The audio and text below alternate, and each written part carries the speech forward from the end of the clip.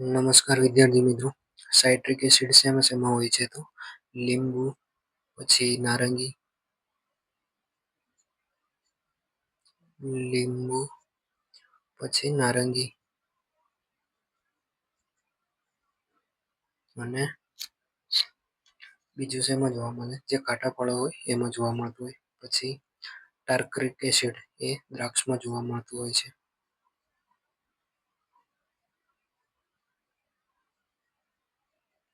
પછી acetic acid એ શેમાં જોવા મળે છે? એસિડિક એસિડ એ વિનેગરમાં જોવા મળતું હોય છે.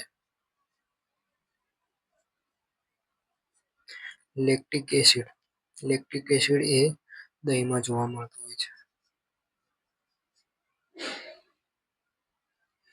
યુરિક એસિડ એ શેમાં જોવા મળતું હોય છે? એ યુરિનમાં જોવા મળતું હોય છે.